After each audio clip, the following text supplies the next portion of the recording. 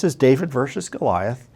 Our client and Judicial Watch, we're David, and Qatar is Goliath. And we beat them in Texas State Court, and we're looking forward, hopefully, to getting these documents soon.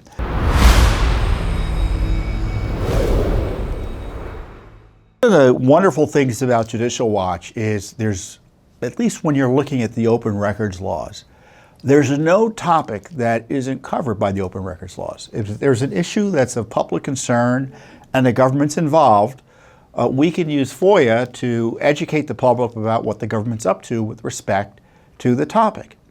It goes from everywhere from COVID to abortion to obviously corruption, Biden corruption, Hillary's emails, Benghazi, the IRS, you name it, to foreign policy.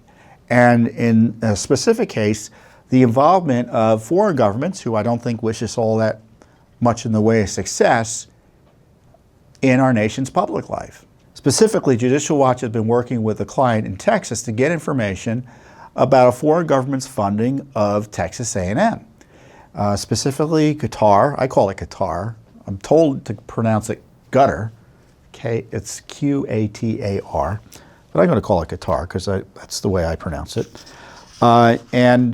Texas A&M has this program in Education City in Qatar. And of course, obviously, it was funded by this Qatar front, the Qatar Foundation.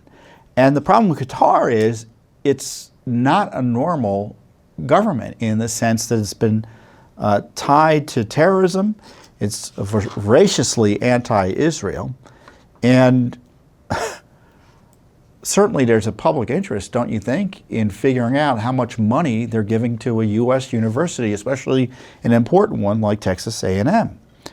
Now, Texas A&M didn't really have much in the way of objection of giving us documents about this funding scheme or what they were doing with Qatar, but the Qatar Foundation sued. So we had been working with the Zachor Legal Institute, which is a U.S.-based advocacy group dedicated to combating the spread of anti-Semitism. Zachor made requests under the Texas Public Information Act for information about the funding of war donations made to Texas A&M by the government of Qatar and the agencies and subdivisions of the government. Qatar controversially has aligned itself with Islamic terrorists and extremists, which had placed it at odds with the United States, Israel, and other U.S. allies in the Middle East. So our client began asking for this information back in 2018. So that's not nearly 5 years ago. They wanted to know how Texas A&M was able to establish a degree-conferring campus in Qatar without the Texas legislature's permission or involvement. Texas A&M is a public university. In 2018, Qatar filed a lawsuit to prevent disclosure of its funding information. Now, Judicial Watch, on behalf of the Zachor Legal Institute, countered with the argument that neither the Qatari government nor any of its agencies are protected exceptions under Texas law, and that federal law expressly makes the requested information public. Texas A&M claimed making the records public would reveal confidential donor information. Judicial Watch countered this argument by pointing out the law only protects private donors, not donations from a foreign government body, specifically the Qatar Foundation.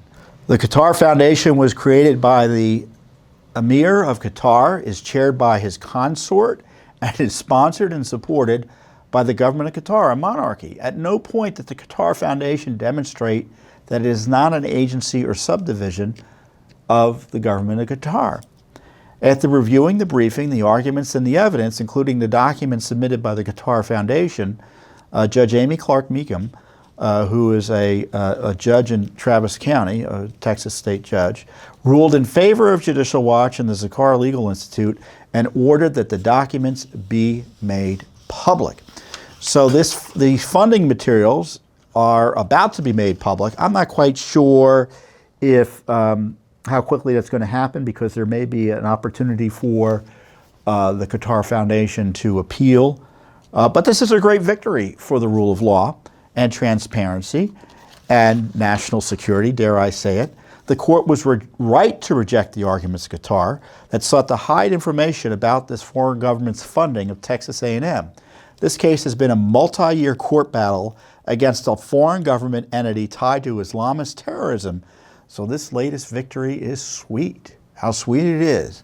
And I can tell you, this case has been up and down the Texas courts.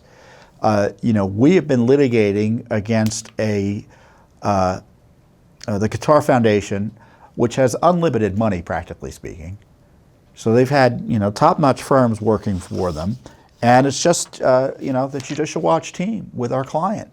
Michael Bekesha is the lawyer who's been handling this case, and we've had some great lawyers in Texas working with us as well. I do want to give them some credit. We were assisted by this case specifically by Jennifer Riggs of Riggs & Ray, PC in Austin, Texas. So the Zachor Legal Institute had a great comment. They said they're grateful for the incredible support and skill of the entire Judicial Watch team. Its president, Mark Reindorfer, said, "We now look forward to receiving the records that Qatar has spent the last 4+ years blocking from public review. While Qatari agents have a history of refusing to comply with lawful orders in the United States, such as Al Jazeera's continuing refusal to comply with the Department of Justice 2020 order to register under the Foreign Agents Registration Act." I didn't know that. I guess I did know that, but it's good to recall that Al Jazeera is an operator or an operation of Qatar, and they're essentially a foreign agent, and they're refusing to register as such. Well, we won't stop our inquiries into what Qatar is doing in the United States. We hope that Qatar will end its interference with American institutions now that Judicial Watch has once again compelled transparency in government. So, if Qatar is doing things on the up and up, why not just release the documents? I mean, it's not unusual for governments to subsidize, this type of activity, like education establishments. Look, I understand why Qatar wants U.S. universities to have campuses in Qatar. But for the reasons I suggested, namely their allegiance to Islamicism, their vicious anti-Israeli policies, U.S. Universities would be hesitant to do so. So they obviously sweetened the pot, and we want to know how this pot was sweetened. And we're having to battle essentially a foreign government in our own courts in Texas to get access to what's going on here. But this is a great victory. This is David versus Goliath. Our client and Judicial Watch, we're David, and Qatar is Goliath. And we beat them in Texas State Court. And we're looking forward, hopefully, to getting these documents soon. Thanks for watching. Don't forget to hit that subscribe button and like our video down below.